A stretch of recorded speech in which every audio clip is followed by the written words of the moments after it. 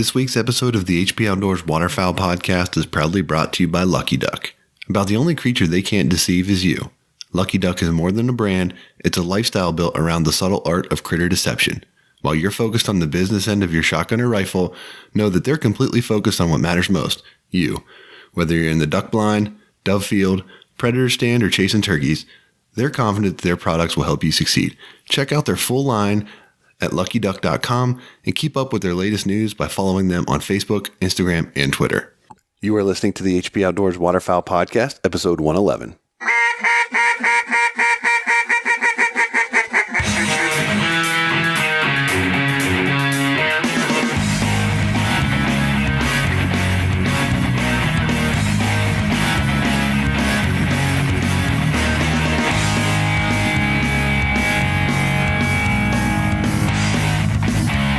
This week on the show, we're checking in from Kansas. Talk about our hunt with Big Kansas Outdoors, and we have a sit down with Mr. Alex Langbell.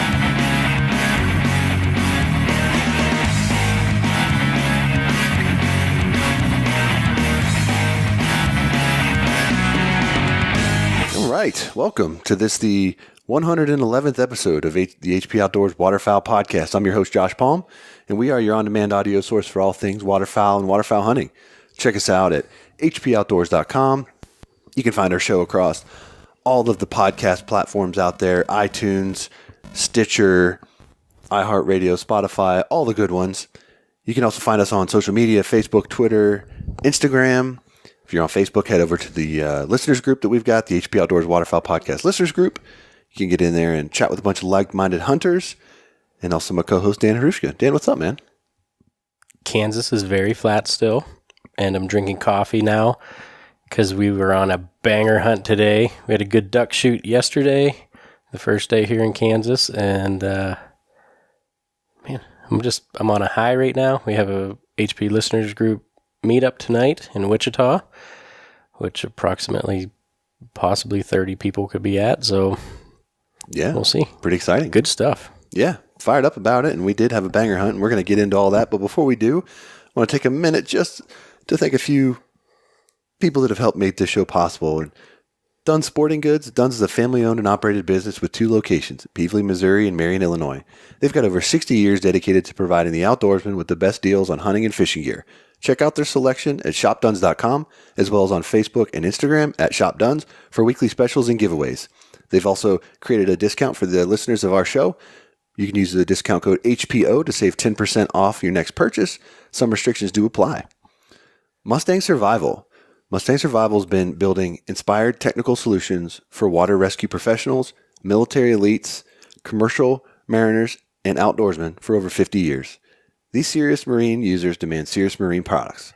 At Mustang Survival, they're continually obsessed with three pillars: float, dry, and enhance. Check out their full lineup of gear at mustangsurvival.com. 737 Duck and Goose Calls. Original design, select grade components, superior sound, and unparalleled service. 737 takes exceptional pride in producing the finest quality, best built premium calls in the market today. They're made in America and offered only directly to customers through their website. Shipping in the U.S. is always free, and international orders are also now accepted online. A 20-day money-back guarantee and a lifetime warranty accompanies every call purchased. 737 Duck Calls lead the flock. Gunner Kennels, engineered for your dog, designed for travel, and built for your peace of mind. The G1 Kennel has set a new industry standard and put Gunner Kennels in a category it's all its own. Gunner Kennels was started to protect your pet, and it continues to be at the center of everything that they do. Gunner Kennels are dedicated to building the best and safest pet travel crate on the market. Man's best friend deserves man's best kennel. Check out their G1 series of kennels and accessories at gunnerkennels.com. Also, Onyx Hunt. Onyx Hunt allows you to confidently navigate public and private land boundaries across the country. The Hunt app turns your smartphone into a fully functional GPS with more than 450 countrywide maps that give clear, private and public land boundaries, trails, and hunting-specific data and more. Listeners of this show can receive a 20% discount off of the Hunt app, either the premium or the elite membership, when you use the discount code HPOutdoors at onyxmaps.com. Also, thank you to Camp Chef, Black Rifle Coffee Company, and Mount Airy Waterfowl Club of Warsaw, Virginia. Again, we say it every week, but please support the companies that support us if you can. They help make this show possible, and for that, we are definitely appreciative. To help you make that a little bit easier, enjoy the discount codes that you can find at our website on the discount codes page. Find out how you can save 10% off with Dunn Sporting Goods, 15% off with Black Rifle Coffee Company, 10% off with White Rock Decoys, 15% off with 737 Duck Calls, 15% off with Alpha Dog Nutrition, 10% off with Gunner Kennels, 10% off with Ridge Wallet, and 20% off of Onyx Hunt. So make sure you take advantage of those if you're in the market for some gear. All right, man. So this is what I'll tell you about Kansas. It is definitely not Virginia. It is definitely not Pennsylvania. The birds that we saw today and since we've been here have been very eye-opening. And to say that I had fun today, it would be a massive understatement. I don't even know where to start. And, I think we should probably even dedicate an entire episode to this hunt and kind of break down each hunt that we did. But waking up early last night. Okay, so December 1st. I was going to say we should start last night. Rain. So last night we do a pheasant hunt in the pouring rain. On the way home, there's lightning and thunder all night. Wake up to rain and high wind. And set up 100 dozen decoys today. I mean, last night it was thunder and lightning like it was in the springtime, and it rained hard all night. Yeah, and it's already wet here because less than a week before we got here, they got hit with the blizzard. So it had a bunch of snow melted. It was 60 degrees when we landed, and we were driving around on this pheasant hunt. Some of these roads were almost impassable. We did have to turn around. Yeah, so I mean, it's wet here, and talking with Ben about what we're going to do on these hunts and stuff. We're trying to game plan, and he's like, "It's going to be muddy," and we're bring your mud gear. Yeah, he's like, "We're going to play in the mud," and it's like, okay. And he didn't lie. We played in the mud, man, and it rained hard this morning. I tell you, whatever your rain gear of choice is, you would have wanted it today. I'm glad I had mine, and we all had Gore-Tex stuff going on, and we survived it. Till I think it rained pretty hard till almost 9 o'clock is when it finally let up. But we had birds on us from before shooting light all the way through when we picked up at noon, and they were still flying. Literally, yeah. I think there was one time when Ben was able to run to the tree line on a cripple. Mm-hmm. And then he was stuck there for like an hour. Yeah. Because he couldn't get back, and we were calling birds in and killing them. And oh man! But I'll tell you what. This goes back to if you go hunting with a guide, you need to call and verify references, because very easily, like you said, a blizzard this weekend, a lot of heat, and then a thunder, lightning storm, just torrential downpour last night. If you go with a guy that doesn't know what he's doing and hasn't been there before, you might be sitting in a field that just you're watching other people shoot, or you're not seeing birds at all. And that was, like you said, from when we were setting up till we left. And he said, I said, how many birds do you think we saw today? Probably 10,000. I don't know. If it was me, I'd probably guess it was higher than that. Yeah. It was nonstop. Yeah, I mean, it was a lot. All right, that's what I'll say. It was a lot of birds. It was more than 10,000, I think. But, it was cool. We were checking a lot of firsts off of our bucket list here. This was the first time I've ever shot mallards in a field. Mm-hmm. Never shot ducks in a field before. Where we kill ducks back home, we shoot them over water.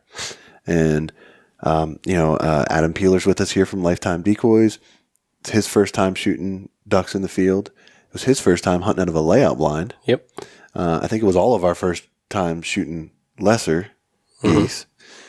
So that was my first snow today. Yeah, and specs. First shot. So I'll tell you what, Ben had a little chip on his shoulder. I think the first float came in, and he's the amount of birds that picked up. He's like, "Hey, give me a couple shells."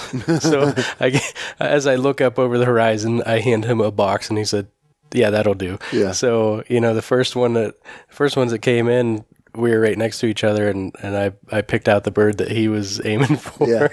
So after that, it was a little race to see who was knocking birds down first. And for Kent, we got 44 birds between the ducks and the geese, and I think we could have shot a little better. Yeah, could have shot a little better. But the wind, the way that they can so easily slide out when you're in a 25, 30 mile an hour wind, it's fun, man. It's hunting, and I don't know. Yeah, I think we'll go in and, like I said, probably break down more of the hunts. But we had a great conversation. This is what is today? Saturday. A great convo last night with Alex.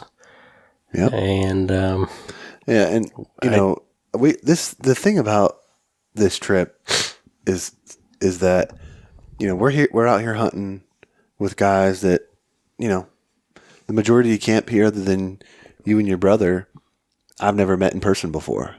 I feel like I know these dudes because through social media and stuff, right? But you get to know people through there, and then you get a chance to meet them in person and hunt with them, and it's been like we're buddies. It's been a really awesome experience, and kind of the same. Meeting Ben and getting to hunt with him and his guys, and getting to meet Alex Langbell. I mean, as I talk about in the interview, I remember seeing Alex on TV a long time ago. And Alex has been in the game for a long time, and he's worked with a lot of people, and he's done a lot, and he's seen a lot, and it's cool to hear his story, and I'm excited that we got to sit down with him, and anytime we can do podcasting in person for us is different, and it's just a really welcome change, not having to do it through the phone. So that was really cool too.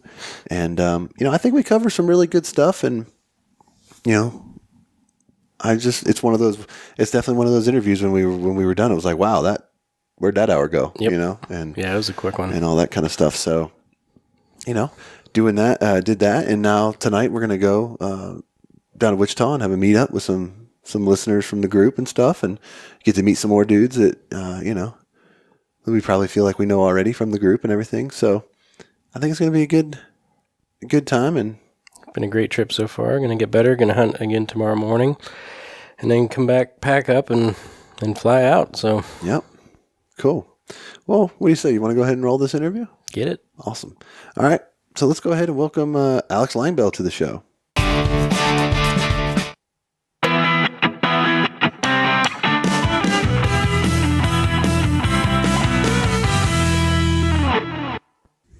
All right. So this week we are out with Big Kansas Outdoors, Hutchinson, Kansas. And we're excited to be joined on the show with Mr. Alex Langbell. How you doing, man? Good, man. Thanks for the invite. Appreciate that. No, man, we're glad to have you. And you've been out here hunting with Ben this week. I have. And man, y'all had some crazy weather come through here. Oh, man. Yeah, we did. We were checking the social media, and as we're preparing to get out here, I was like, man, Dan, we better pack the winter gear, and we better get right, because they're getting crushed out there, and then we fly in and it's 60 degrees. Yeah, right. I got here Saturday, and it was literally t-shirt weather, 60, 65 degrees. And so I was like, oh, man, me doing this for a while, I get that it can be pretty tough hunting, especially hunting these lessers and stuff. And but, looking at the weather, forecast looked pretty good. And then it actually got really worse. It actually blizzard conditions the next day. It was just crazy, going from 65 down to, 45 mile an hour winds and down in the 30s, wind blowing. So, yeah, but it was fun. It's funny. It seems like every trip that I plan, I take a hurricane with me or a blizzard. So it was no different. We were supposed to get 2 feet of snow in Erie, and I was worried about flying out, but we really didn't get much. And then I just got a picture from Chad Fix showing a hurricane-type winds as far as it was just kind of circling. And it's like, man, you take a hurricane with you everywhere you go. So that was kind of funny. But so you got in, you've had a few good shoots, and then shot some roosters. Yeah, that hurricane, or the the blizzard, and they actually had blizzard warnings on TV, and they warned us not to go out. And of course, like duck hunters, we go out, and we got out there, and it was. We tried to film it, to do some of that, but you can't film in weather like that condition. We were just trying to survive, trying to keep dogs warm and throw them in the rotating dogs in the trucks and hunters in the trucks. But I hung tough with Ben, and we ended up getting our limit, and it's actually pretty good. It was we rotated another group of guys in, so we got a nine person limit in one hole. So it was brutal, though. I'll tell you what, it was some of the toughest conditions I've been in, and I've been doing this for over 35 years. So. Yeah, well, that's what's tough as a guide, man, because you got people coming from out of state or whatever, and they're looking forward to this just like we've been. You're looking forward to this from the summer, sometimes further out. And you put all your eggs into this basket, and you get here, and it's like, what do you mean blizzard warnings? Like the stuff you guys were putting on social media was crazy, wasn't it? It was like brutal, and it's that fine line, right? Like as duck hunters, we like nasty weather, but it gets to a point where you're like, come on, man. So the fact that you all were still able to get it done is awesome. That's cool, and those are the type of hunts that you'll remember. Exactly. Like, man, remember that time we caught on them in a blizzard? That was bad. We were at home, and I'm sitting there and just watching the nightly news, and they're like, blizzard warning in Kansas, and I'm like, that's right, we're going. Like, oh my gosh. But yeah, like you said, 60, and then that night it dropped down into the 40s, and then this morning, no wind, no sun. Yep. We killed a few mallards, one widgeon right off the bat in the morning, and there was I guess all the birds didn't show up, but we're on for a good lesser hunt tomorrow, so it should be a good time. Yeah. Definitely good to be back out in Kansas, and I guess it's still as flat as it always has been. Yeah. This is your first time out here. Yeah, first time for me, and I love it. It's awesome. Just seeing the amount of birds in the air and the opportunities out here is great.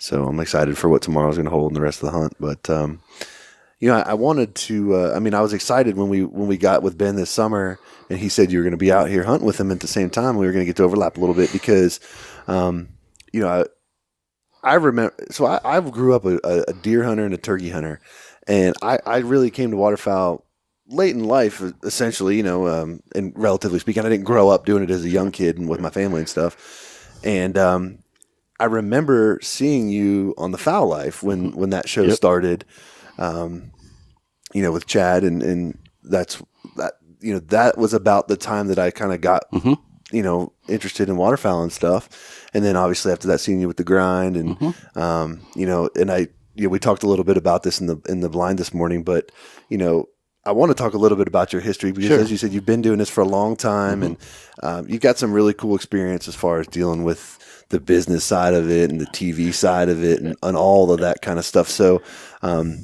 you've worked with a lot of people in the industry. I mean, the names we were going through in the blind, it's like, man, this is like a who's who. It's like, and dude, you've been working with everybody. So talk just kind of take us back a little bit and talk to us about sort of your background in this, and give us a little bit idea, kind of all the stuff you've been into. Sure, and that's a question I get asked a lot: is how do I get into this business? Yeah. How did I get started? And it was actually I got started. I was a hunting guide in Central Washington. I had a guide service along with a partner, and we did really well, and we ended up becoming pro staffers for Avery and Zink because they were kind of expanding out there. And this is back 14 years ago. And so they were really looking for representatives out in the Northwest. Well, and I'll tell you too, like, not to cut you off, but I know things have changed in the pro staff world. I'm throwing air quotes here for everybody that can't see me. But there was a time when the Avery pro staff was it. It was it. Absolutely. That meant some stuff to people in the industry. I mean, that was, that was a big deal. It did, and it had all the players. I mean, it had Fred Zink. It had Tony Vandermoor. It had Field Hudnall. It had a lot of really guys who were well known for that, that much. And so anyway, we were in the pro staff there, and then I started. I grabbed a video camera, and I became pretty good friends with Freddie. We were on his pro staff, and just started filming one of our seasons. And it's kind of crazy. Just went through our first video, and I filmed the whole season, guiding. We take turns filming back and forth, and just kind of following our whole season. Like I said, 3-month season. And when I was done with the season, I had all this footage, and I didn't know what to do with it. So, well, I got to figure out something. So I taught myself how to edit. Didn't go to school for it, just figured it out, and put something together. Put about a 2-hour DVD, and I sent it out to Fred, and he was with Tom Matthews of Avery, owned Avery at the time, and they watch it. And I get a phone call, and it was Fred, and they're over in China, and they said, "Hey, Alex, we watched your DVD. And we really like it. It's really raw. It really shows what a guide life's all about. And we'd like to, reproduce it and market it and get it in the stores for you." And it's outstanding. So that's the first step. And I did 4 of those videos. About year 3, got involved with Chad Belding, and he asked me to actually produce a TV show for him. And I said, I don't know anything about television. And he said, well, I have a TV producer in Reno he'll help us out. I need a good field producer who understands honey, who can capture the footage. And, I had 3 camera guys working for me at this time now. And so we got together, and we started the Foul Life. And then I started learning the television industry because I worked pretty intimately with the TV producer. He'd, done stuff and, outdoor channel and stuff like that, or excuse me, like TLC and stuff. So ended up putting together the Foul Life for 3 years, and did that. And then just some creative differences, I decided to move forward, leave. And then at that time, I just met Bill Wilroth of Dakota Decoy, and he was entertaining, putting a show together, and with Matthew Cagle of Rig'em Right. Mm-hmm. And they contacted me, and they said, hey, we'd like you to produce a TV show for us. And at this time, by this time, I'd learned television. I'd done it for 3 seasons. I understood how working with it around a little bit. Yeah, exactly. And so I met with them, and we came up with a plan, and I did basically 3 years of the grind, the first 3 years, and I thought it was a pretty good TV show, pretty successful, So kind of did that, and then my regular job started calling. I'm a paid firefighter with the city, and so I ended up promoting up the ranks, and they decided they want me as an office, firefighter, to where I'm running. I don't have the schedule I did as a shift firefighter, so I had to quit the TV stuff and just focus on my career. That is my career, firefighter. So so that's kind of got out of that. And I think that's that's a theme that Dan and I have come across as we've met with and talked with people all across the industry. It's people that you see on TV and doing this stuff, they're working other jobs too. Like, it's rare that you find somebody that full livelihood is dependent on that kind of stuff. And, I think that's one of the things that a lot of people, when they ask you that question, well, how do I get into the industry? It's like, you need to be aware of what you're signing up for, because it's, it's not like you just get to, turn in your 2 weeks and then get to go spend, every day in the blind. It's, you got to do that plus, absolutely, pay the bills and stuff. So, it's awesome that you had, the run that you did, and I'm glad to see that you're getting back into it. And spending a lot. I saw you were doing some stuff. Where was it, Alberta? You were at? You're doing some filming, just some getting some stuff for YouTube. My YouTube channel's pretty popular. I got quite a pretty good following, and I just put a lot of content on there, and that's kind of the way the industry is going. I mean, if you kind of pay attention, there's a lot of companies that are kind of getting away from the television part of it, because it's not. We're in a generation now where it's an immediate gratification generation, where they want to pull something up, look at it, and view it, and then they get bored and they go on to the next thing. And that's just not television. Television's got commercials. It's 22 minutes of content plus 3 sets of commercials. It's just, and people just don't watch it anymore. And you're seeing kind of gradually going towards these short, really well put together films like Sitka's doing, like Yeti's doing, stuff like that. And so that's kind of the trend right now. And I do see television actually, outdoor television kind of going away, Yeah. So, I had a question about going back. You're talking about a regular job and doing this and kind of balancing it. When we talked to Heartland Waterfowl, and those guys, same thing, full-time jobs. They do this, and talk about like how much work actually goes into that and the pressure, because those guys, they're filming and then it's coming out like their turnaround time was like a week or 2 weeks. So it's like you got to make it happen one way or the other. Yeah. So the pressure. I mean, it's not filming in 2017 and airing in 2018. They're filming 2018, and a couple weeks later, that's going on the air. So just that amount of pressure, and then they're pretty much public land hunters. So they're knocking on doors, or they're going out like normal guys would, knocking on doors, hunting, and if it doesn't turn out, that pressure builds. So, from your position, how much work went into that, and was it fun? I get, you know what I mean? Yeah, no, I get you. So, you know what I mean? So I thought guiding was stressful. Then I got into television production, and I tell you what, that is a whole nother animal. And it makes the hair turn a little gray. You're talking hours, and it's not just people don't understand. You just don't go out and film a hunt. There's so many aspects you have to think about. You got to think about lighting. You got to think about coordinating shooting. You got to think about the wind direction of the approach of the ducks. You just can't. I get phone calls from people. You need to come out and film with me, and I have to explain to them. I need 5 to 7 seconds of duck approach. I need perfect lighting. I need good wind. I need to be able to hide through two camera guys, 6 cameras. I need birds landing 20 yards from me because camera doubles the distance. So it's a very stressful just getting the footage. And then on top of you got to realize you have sponsors who are paying thousands of dollars to have their product promoted on the show. And so that stack that on top of the pressure, and then you got deadlines like you were talking about, Josh. The getting the footage and having it exact, and the networks they're coming down on you, making sure it's perfect as far as the timing and everything. So there's a lot of pressure. I learned a lot, and I grew a lot doing it. And you ask if it was fun. It was stressful. I took a big, deep sigh of relief when I got out of it and just kind of relaxed and went hunting on my own without cameras or stuff like that for a couple of years. And I look back now at it, and I had some great times doing it. I met some incredible people in this industry. I did things that people dream they could do or wish they could do, just traveling, getting paid to do it. Did I become rich? No. I'm still a firefighter. I still pay my bills, stuff like that, obviously, just from the city. But no, I look back and I appreciate that. I appreciate the hunting industry, and I've really learned a lot. And the big thing I can really take away from it, what I took away from it, is just be genuine, be yourself, be humble. Yeah. Don't get a big head because you think you're on television, because all you're doing is you're just really killing a duck or a goose, with a brain the size of a pea. It's not like you're curing cancer. Yeah. So how?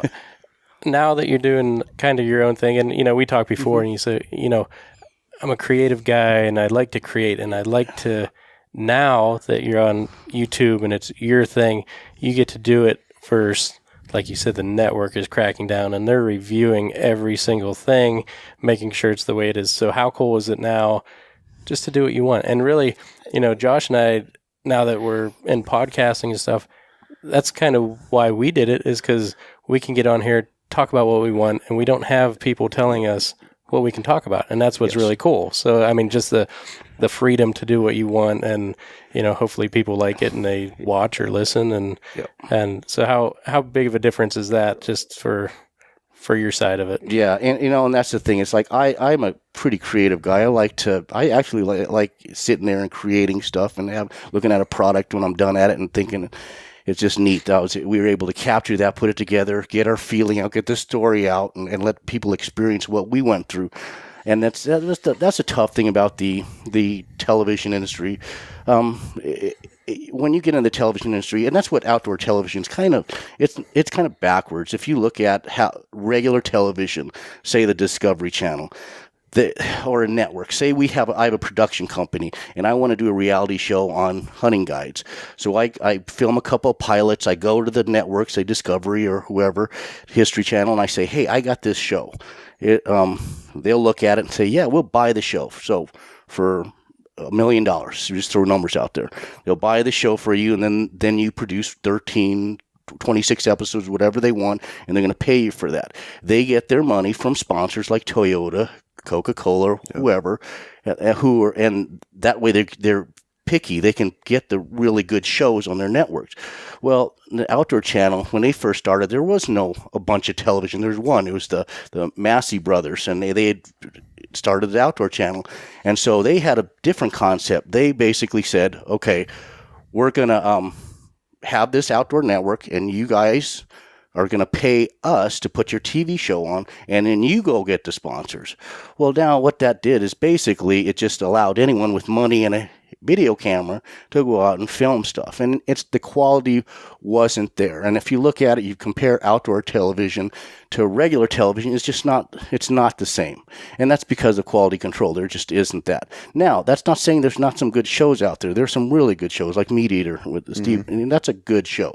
But just overall, there's we've all seen the shows that just aren't there, the quality. So that is kind of, for me, I always felt like I wanted to film a good show that showed beautiful footage, and just if you're going to soft sell product and do it that way, that's kind of how I did it. I didn't want to push product in people's face and do this is a segment on whatever, a decoy or whatever. I just felt like people, if they love the show, they're going to see you using it, they're going to be loyal, and they're going to purchase it. And that's a concept that it works. I know it does.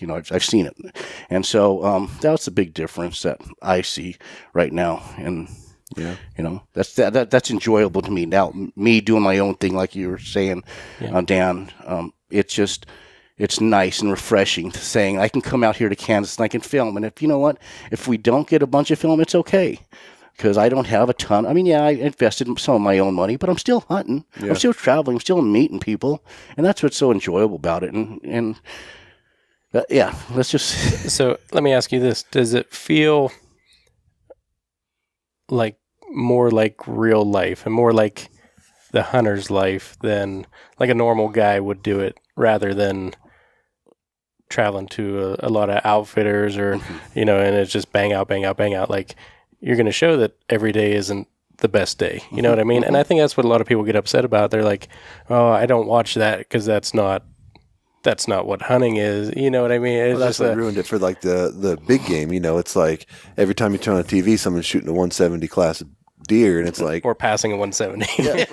You know what I mean? He needs another year now, But it's like you got guys that have hunted 30 years public ground and have never seen a 130 buck. Right. And it's like, you're going to sit there and tell me that 170 needs a year? Come on. Yeah. And it's not, it's just, some of it is not relatable. So, yeah. And I think that is what hurts some people, especially like you were saying, big game or even elk hunting. Like, you get in and you get those giant bulls and it's like, man, like, where are you at? You know what I mean? So, but yeah, I think you're telling a true story, and I think that's super cool. Yeah. So, yeah, and the thing about TV and kind of where the industry seems to be going is interesting because, you talk about TV shows or 20 some minutes, you got commercials and stuff in there, and that's all tough. But like the biggest drawback is, you got to be sitting on the couch at home, and for people like me and Dan, and people got kids. I'll put on a YouTube video for 5 or 6 minutes if I get a moment while my kid's at Taekwondo, or something like that. And that's what's great about, and I mean I'm not sure when like YouTube really became like a thing. I don't really remember in my mind kind of when that started, but like now there's YouTube, there's Carbon TV, like there's other places where it's like you don't have to be reliant on the platform. The platform is available to everybody now. Yep. So, that allows you to create, and it allows people to decide, well, I like this show and I don't like that show, because I turn on the, it's funny because, I've got Verizon cable at my house, right? And when I started with them, I had Outdoor Channel and Sportsman's Channel. They got rid of both of them. And then I was like, had nothing for a while. And I was paying extra for sports package to include outdoor programming. So I was upset about this. And then they added the Pursuit Channel. And this Pursuit Channel's got a handful of good shows on it. But it's also got some of those like, the quality control is not there from what I was used to. Like the Outdoor Channel was pretty legit, I thought. Most of the shows were pretty solid, pretty squared away, nice work. This one, you get some stuff that's clearly just at a different. There's some that are just not as high of a tier, and I'm not saying that they're bad, and some of them are entertaining, but there's definitely a wider range of what you're getting. Right. But if that's all you had to watch, right, and you didn't have that YouTube or the internet outlets, that's kind of unfortunate. But now, it's like, oh, hey, I don't like the show that's on. Cool, I'll change the channel and pull my phone up. Yep. Now I'm streaming something on your YouTube channel, or I'm looking at this guy's Instagram, and so it's like it's just a whole new era that is awesome, and it's cool, and it's funny to hear you talk about it, having come through that whole, seen that life cycle side, kind of almost not quite to grave, but kind of cradle to grave, sort of the whole cycle, and I'm sure one day it'll be something different. It'll it'll turn into another thing that is just. We just got to figure out what that next thing is, and can't figure it out. Podcast. Cash in on that. So I was kind of wondering, who is Alex Langbell, and when did you start hunting? How'd you get into hunting? Oh man, what's your we're going back. If you what's your style? If you could pick your hunt, like we're out here talking to Ben, he's like, you want to shoot lessers, or you want to shoot ducks? What are you going to pick? Yeah. Well, what's your go-to? I actually hunt quite a different range of species. I mean, I bow hunt elk. I rifle hunt deer. I've done a lot. I mean, hunting has honestly, I want to say, saved my life. And I don't want to get into the sappy story, but I grew up in a pretty broken home. And then what drove me was my grandfather was a avid outdoorsman. And I can remember looking at pictures, and I loved it. It's something that drew me to that. And so I started plinking around with guns at an early age, 8, 9 years old, and I shot my first hen mallard at 12 years old, and then I just haven't looked back. I just got into all that and moved out of Nevada, moved up to Washington, and just started anything I could do in outdoors, I did. I would I'd learn how to taught myself how to fly fish. I learned how to kill geese and ducks, and then I got into a great job in the fire service, and then I just started hunting. And my love is waterfowl. I love hunting waterfowl because it's a social sport. Mm-hmm. You can sit there with your buddies and laugh and joke, and even if you're having a bad day or a slow day, you're still having a great time when you're outside. And deer hunting is just a very solo sport. Yeah. And I did nothing against it, but I'm a very social person. I like smiling and laughing and joking and poking fun at people in the blind, and that's what I'm all about. And you asked me what's my favorite game. If I had one duck or one species to hunt, it would be the green-headed duck. I know. Watching your Instagram, you're waiting for them greenheads. Oh man! Oh, look at those ducks up. Yeah, I'm gonna hold on to my limit here. So. I'm pretty spoiled being up in Washington. We have quite a few species that go through, and I live in a pretty amazing little area in that Columbia Basin, and the amount of greenheads that come through there, you can be picky. I mean, we pass up on widgeon and teal, and I mean, all the time, just because we want to shoot 21 greenheads, so that's my thing. And lessers, I there's kind of a love-hate relationship with lessers. I learned how to become a really good goose hunter by sitting in a pit with 7 guys from Seattle and having to get limits of lessers that are where you have to hunt them over stuffers or really detailed decoys, because there's so much pressure on those little Alaskan birds. But it worked out for me. Did you do the stuffing? I did, actually. You did? It's too cheap to pay someone to do it myself. How long would one take you? I got to the point where I could take a lesser and put it together in 50 minutes.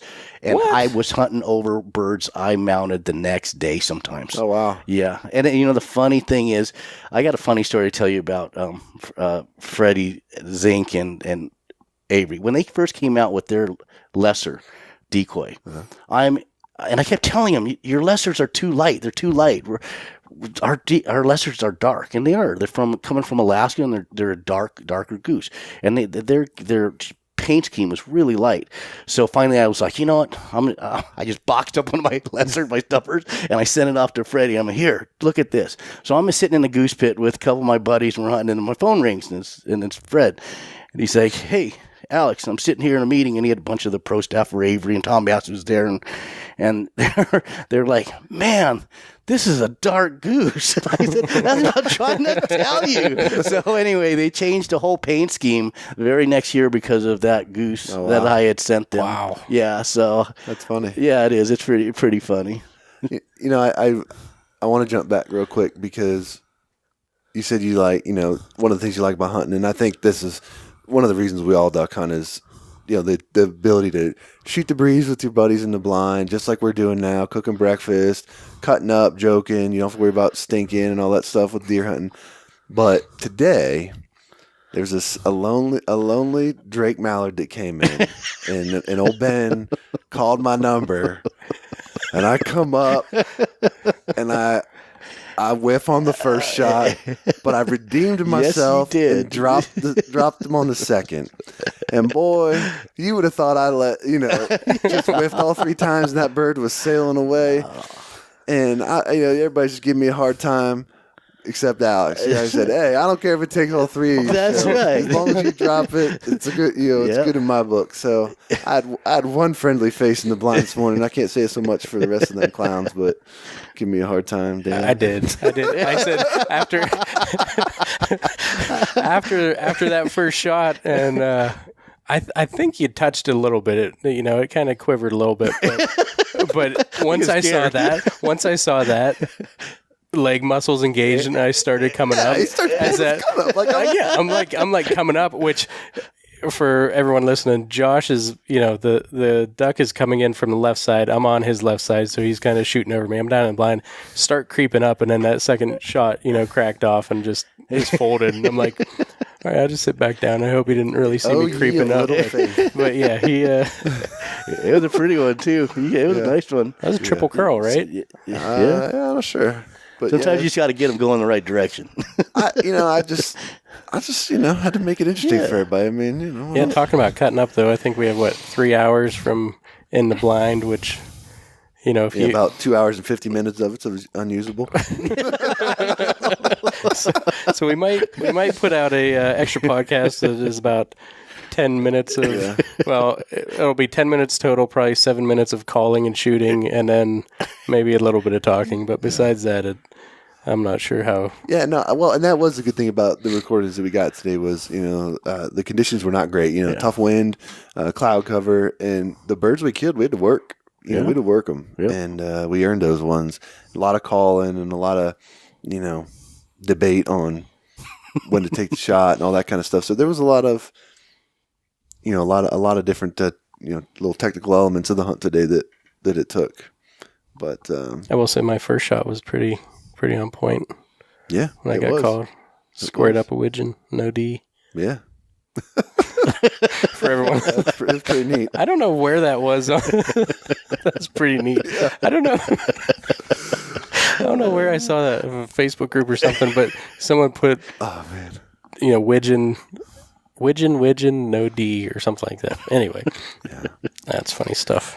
You talked also, Alex, about growing up and your grandfather being an outdoorsman and being a good influence on you.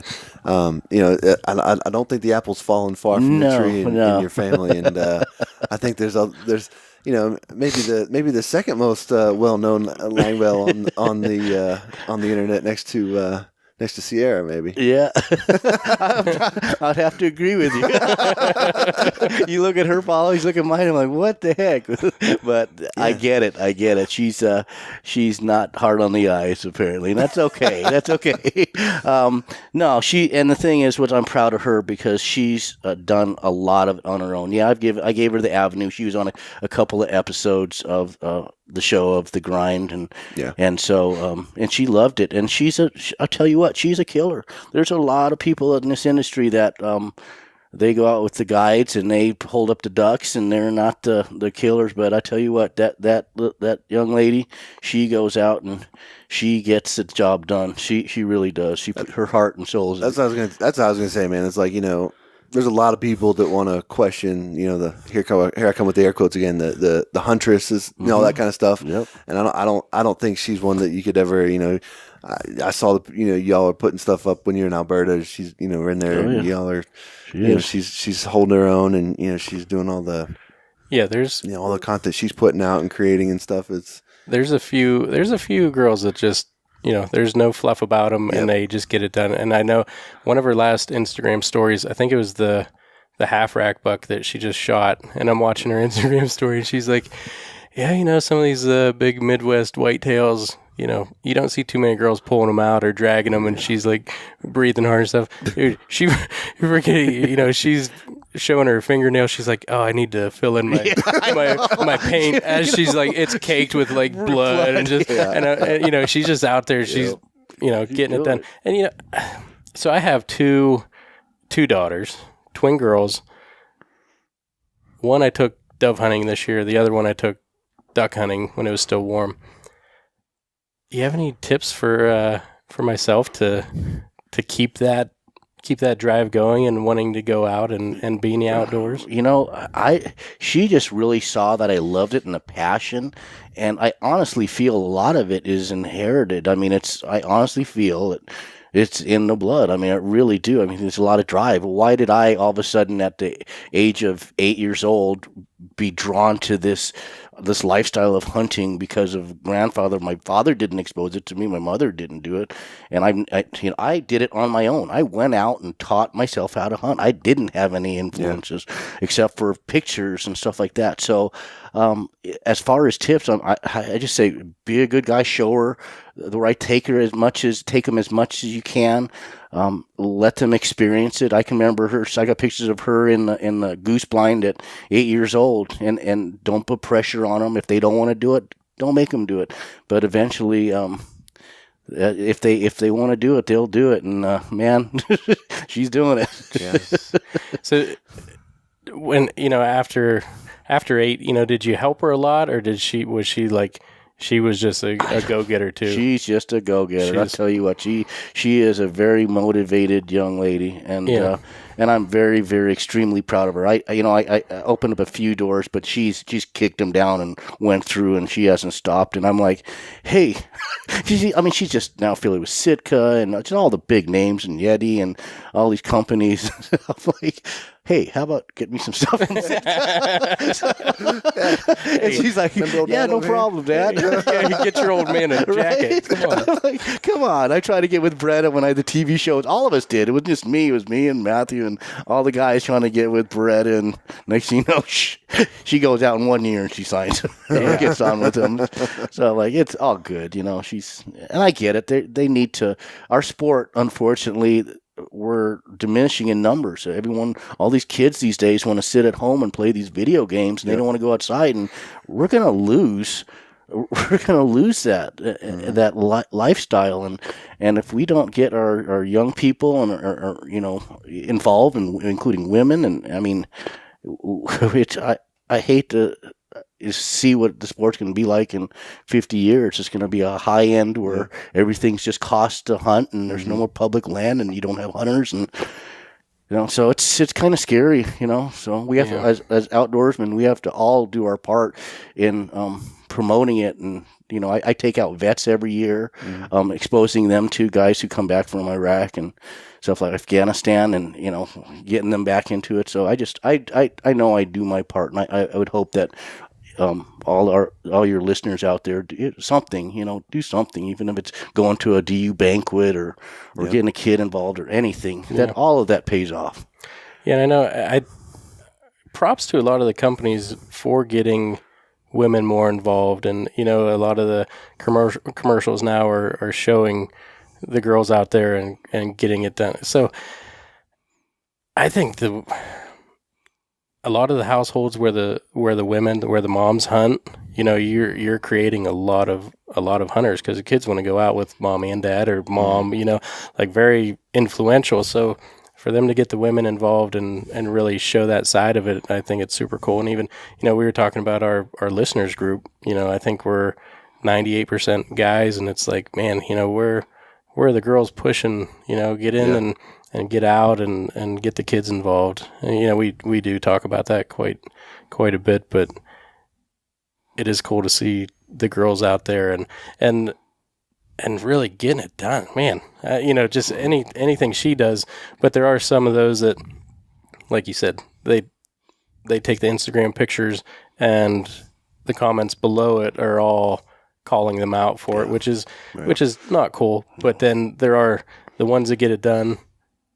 All the comments are like, congrats, because they know that, she's... Well, that's the thing. I mean, you're not going to pull the wool over anybody's eyes, right? I mean, like, it's pretty clear.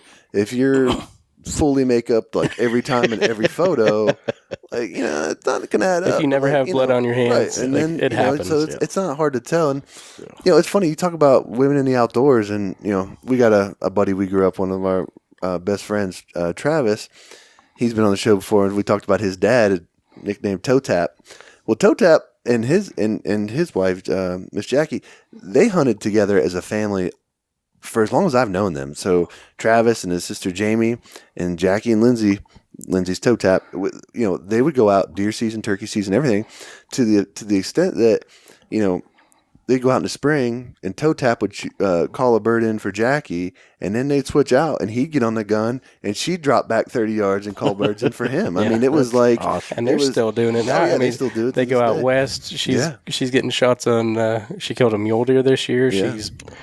I think last year was almost a record book antelope. I mean, but it's like it's always been a family thing for them, and that ship has sailed for my wife. I don't think it's in the cards for her, but like that's just the thing. The more that you can do to bring everybody in is helpful. You get more people involved, and the way I look at it is, I would love if my wife would hunt, because it's just even more time that I would get to spend in the field. You know what I mean? But yeah, it's good to see that growth in that area, and it's something. I don't know if I want my wife hunting anymore. It's just because she's better than you are. I took her out. Well, I took her out turkey hunting one time, opening day. 20 minutes after daylight. She kills a turkey with like 11.5-inch beard, 1.5-inch spurs, and I'm just like, that's bigger than any turkey I've ever killed. She hasn't hunted since then because she's one for one, doesn't want to mess it up. Right. But it's funny because we have been talking a little bit, and I was like, what are you gonna do when I'm taking all 3 kids out to the duck blind? And she's like, well, I'm gonna go with you. I'm like, I like to hear that, and shoot her limit too. Hopefully some, or shoot your limit. Yeah. We'll see. That street goes both ways. But yeah, hopefully the family vacations are further away from the beach, unless we're after some North Carolina swans or something like that. Some brand or something. Yeah, something cool. We'll do that. Yeah, be coming out here and hunting with everyone. So that's. So I got to ask you, man. You've spent a ton of time hunting, ton of time in the industry. Probably have gotten to hunting many, if not all, of the premier spots. Creating content. When you look back over all that, we all talk about bucket lists, and you talked about one that you got coming up. But what when you look back over all that, what are some of the places or some of the experiences that just kind of stick out in your mind, and it's like, that was a cool deal. Yeah. Like, I remember that forever, kind of stuff. I tell you, that's pretty easy for me, and that I would have to say is going to be Montana. Hunting some of those warm water creeks, and where the water temperature is 43 degrees, and it's in the single digits, and you got snow-covered mountains in the background, and you got these green heads just coming in, landing. I mean, you're literally in knee-high boots, and you're walking across these streams that don't freeze and that are you can literally spit across or throw a decoy across, and you got birds just piling in, and you're shooting them at 10, 15 yards. It's just unbelievable. And and I've experienced quite a bit of stuff around the country, from Canada all the way down to California, and so it's Montana. In fact, that's where I'm probably going to end up moving when I wrap this firefighting gig up. I got several more years, and then I think I'm going to move my whole operation over to Montana. Buddy. Yeah, right? Yeah. Yeah. So what's the weather like where you live, as far as temperature and... Oh, it's pretty mild actually, being that far north. Yeah. We have the warm Pacific weather coming in. We get a little bit of rain on the west side, but I live on the east side of the state. Cascades kind of split the Washington, Oregon, and it kind of cuts off the rain right there. So our state's a lot of our side of the state's a lot of agriculture, a lot of farm fields and stuff like that. So drier, a lot drier. We get some snow, but nothing compared to Montana or Idaho and stuff like that. So, and again, it's the Pacific Flyway, the most liberal flyway. 7 mallards a day for 150 something days. It's just ridiculous. Yeah. So wow. I'm gonna. That's one thing I'm kind of kicking myself, but I like people, but I don't like I don't like people on my hunting spots. Yeah. So I got to go find some new hunting spots over in Montana and stuff like that. I think so. That's something that we're going through in the Atlantic Flyway right now with the mallard reduction and the shortened seasons and the Atlantic population honker season shortening to 30 days and stuff, and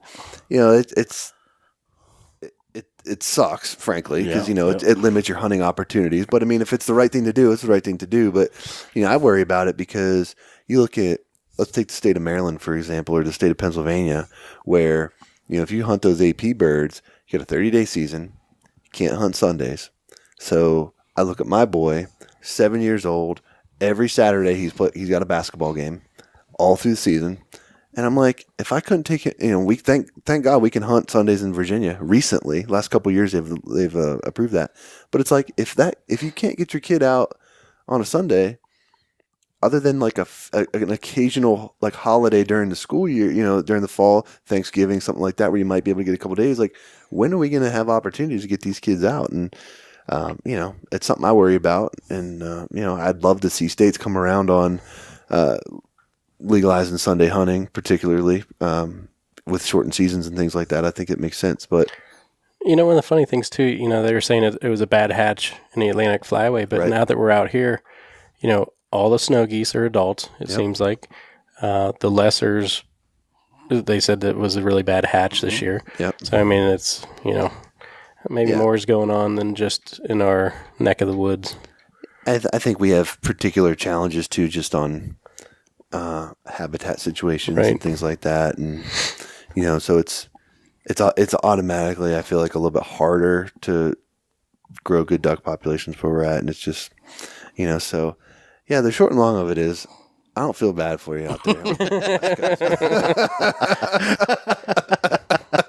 No, I get that. I get it a lot. So how about where you hunt, because I see a really nice blind. You're cooking breakfast. Yeah. We have a fireplace in one. Where our next goal is actually put fireplaces in all of them. So is this like a lease you have? It's a lease, Duck club type deal? Yeah, it's a lease that my buddies have and I have, and we're just it's kind of our little honey hole. And and I hunt the public too, though. I mean, I'm 50% of the time I'm out in the public. When the ground freezes where we're at, we're done with ducks, and you got to go out and earn it. And I love it. I love hunting the public because it just feels a lot more gratifying seeing that you can go out, that something that I paid for as a taxpayer, to go out and get my limit of ducks or geese, and it's a good feeling. So I will never lose that. And it keeps you sharp because you're competing against a lot of good guys out there, and so. It's fun. There's some bad guys too. Yeah, there are those out there. So the Skybuster, and that's funny because I was live in our group not too long ago, and that was our public lake, and just a quick hunt before work. Ended up dropping a black duck and a Susie and an abandoned mallard, in an hour hunt just by myself and the dog. So that was more gratifying than I don't know if we shoot a band out here. I think we have to shave our beard and leave a mustache per bend. So it could get weird. It could get weird. Be careful. You might have a throwdown band. Right. Oh yeah. I heard him talking. I've never denied shooting a band, but I might have to do that. Yeah. That's funny. Yeah. So we've talked about how you're kind of doing video now again, and doing it for you, and you just creating what you like to do and what you enjoy. Another thing that you've got going now is Gun Dog Outdoors. Mm-hmm. Talk a little bit about what you got going on with that. Yeah. Well, kind of funny. It's like I've always man, I'm making money for all these companies, just working hard and making money and stuff like that. And I was like, I need to come up with a product, or I need to think of something. How can I get my little niche in? Because that's just something that you can establish. And one day I just watching, I keep watching these guys, all my friends just tie up their dogs and using leashes and securing them, and even some incredible hunters tie up their dogs. And I know all the dog trainers out there, and it's like, we shouldn't have to tie up your dog. Well, in reality, there's good times to tie up your dogs when you're hunting with guys you don't know their capabilities of, when you're big groups, or if your dog's just is prone to break, which some of them are, they get that habit. Yep. So I kind of was looking at, and I kind of designed a product that is actually patent pending, and it's actually called a quick release safety system, and it's a completely adjustable. Took about a year to design it and field test it, and you can secure your dog in almost any situation, including a ground blind. It comes with ground stakes that I came up with, and it keeps your dog from breaking. And rather than getting in front of them, grabbing the snap hook around the collar, it's just you simply just pull a tether that's attached to a quick release shackle, and it releases the dog. I invented it and designed it and started manufacturing it in the end of May, and we've just been killing it. Just doing extremely well, because it's just a product that has been needed out there, and we're not out there to shame dogs. It's a tool. That's what it is, and it teaches them. In fact, my dog, I can go out and hunt by myself with her, and she'll never break. But I go out with another dog that's all of a sudden breaking, she's going to break. And unless I want to sit there and hold her steady, but I'm going to lay out blind. She's next to me. I can't see where she's at. She's creeping. I'm calling, because I'm a pretty decent caller. I know how to call birds.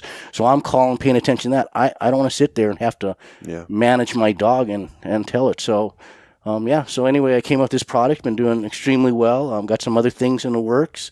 And I'm just excited because it's my thing, and it's something that I can call my own. That and it's allowing me to come out here and actually film and do the things that I love for me and for my friends, and I can come out here with Ben and help promote his guide service. I don't need to go out hunt with a guide. I was a guide, but you know what? I'm not from this area. I don't have the time to come here and look for geese for a week and get permission when he's got it. That's why guides are important. People are like, "Oh, I don't need a guide." Well, you do need a guide if you go in a different area, unless you got a ton of money and you're going to spend it in fuel and resources. Money and time. Yeah, exactly. So that's what you're paying. You're paying for their expertise and getting on that property. And so by doing that, and now I get to travel again. And, I'm knocking off I'm going to Wyoming and hunt the Platte and shooting big honkers in February. So that's on my bucket list. I want to knock that out. And now I can do it, because that stuff gets expensive, and if you're putting money out of your own pocket all the time, it's paying camera guys. They don't work for free. they don't work for shotgun shells or decals or T-shirts.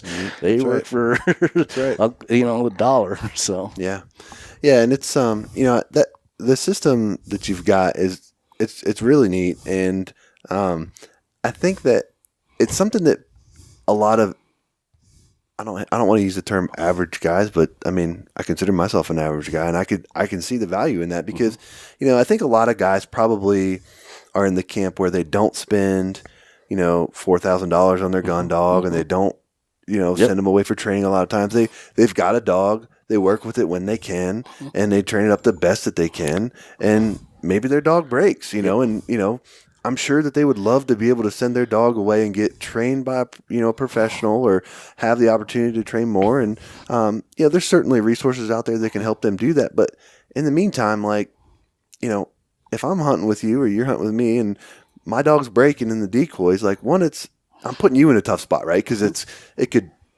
you could inadvertently shoot the dog, absolutely. Or I could do, or it could, flare bird. There's a lot of reasons why that's a good idea. Absolutely. And I think we could all agree, yes, in an ideal world, that dog would sit there in place and never move. But that's not reality. No, and, it isn't. For a lot of guys out there, I think that, because you hear the stories about dogs getting shot and every year. Yeah, really bad, just things that can be avoided with this. So, yeah, I've seen your videos and how it deploys, and it just seems super easy, and it seems like a really cool. It doesn't harm the dog even if they try and break, And like you said, it's a learning tool. Yeah. I think there's one video even your dog tried to go one time, and then after that, I don't think you had to use it. Yeah, because she knew like, okay, I'm going to have this thing back on me if I break. So, but even thinking about today.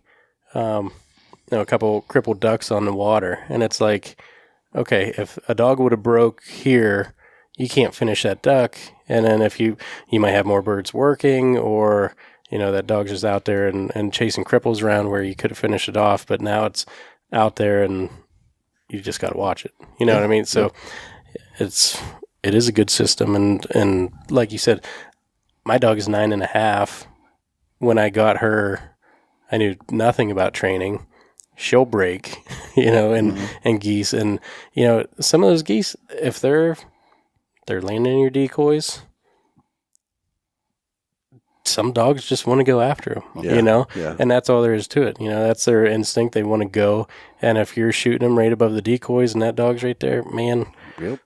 Takes the wrong jump or something, and the fact you're shooting over your dog's head, you're deafening your dogs. I don't know how many dogs I know that are deaf because their owners are shooting over them or their buddies are, and that's not healthy for the dog to be shooting over your dog and endangering them.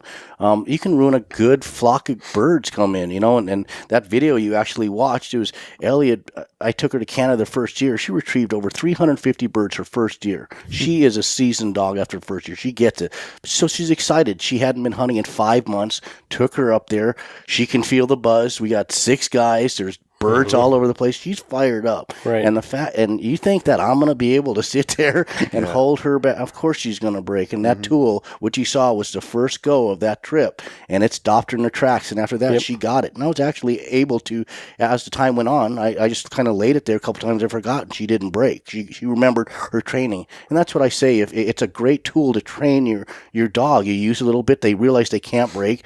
Then you start leaving it off them. If they break again, guess what? You go back on the system and you feel good about it. So that's why it was designed, and that's why it's been so successful. I'm really pleased, and the feedback I get from customers, and my customer service is everything, because I've seen poor customer service, I've seen good customer service, and that's what our company's all about. It's about taking care of those people spending their hard-earned money to purchase our product. Right, and even as a dog owner, it takes a lot of worry out of it. One, takes the worry out of getting your dog shot. When you start shooting, you don't have to scream down the line, dogs out, and if you are hunting with new people, or if you get invited on a hunt, then that could ruin that relationship with those people too. So, if they, I don't have, his dog breaks, I don't want to worry about that. Don't invite him next time. You know what I mean? So it's a tool, and it can take that anxiety out of you, and you can still enjoy the hunt while your dog's safe, and they can still go out and get the birds once they're extinguished. Mm-hmm. Yeah.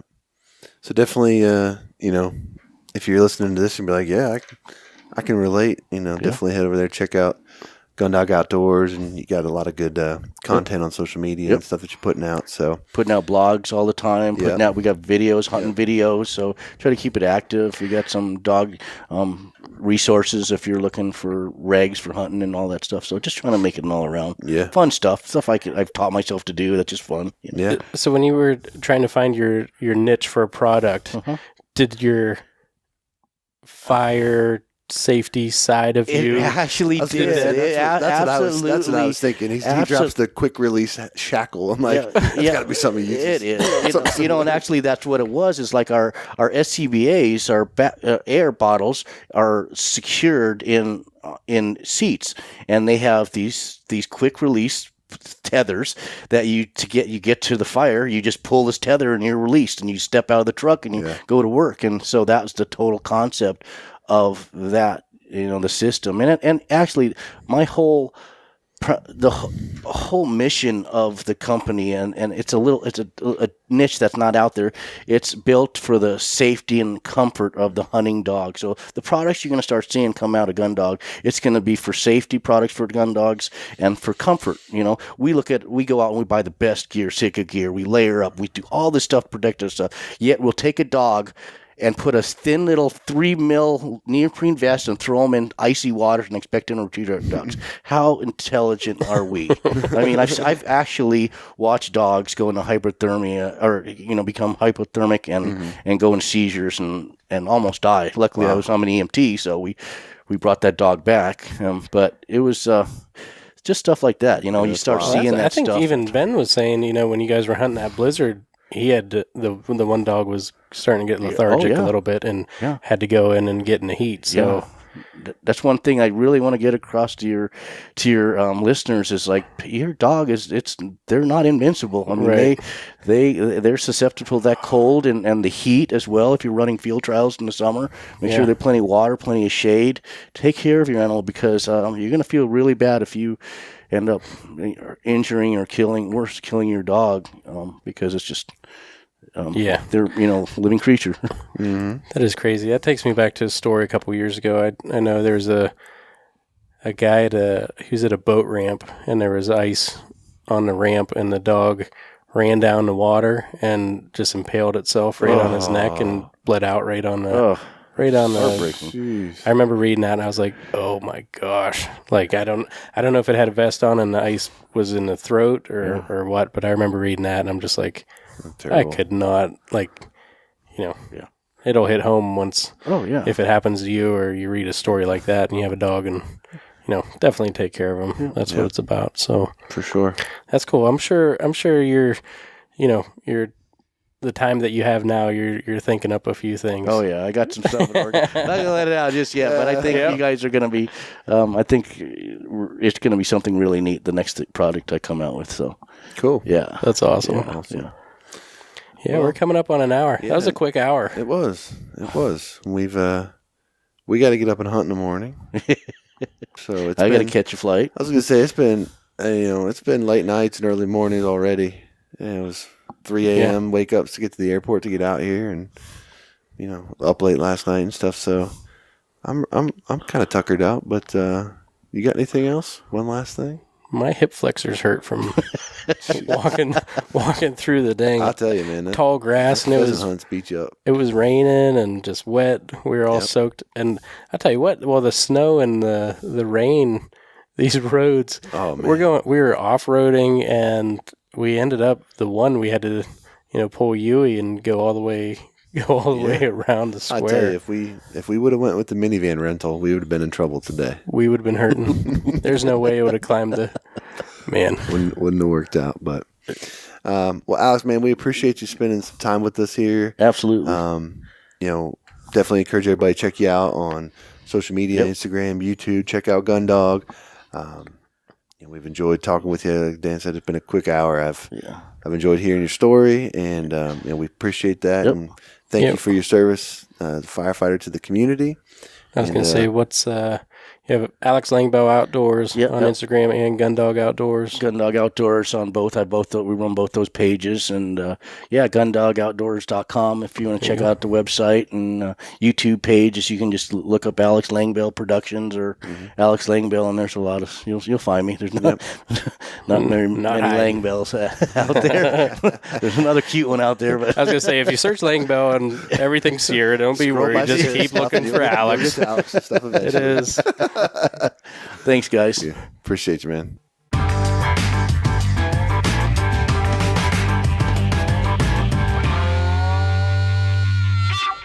All right.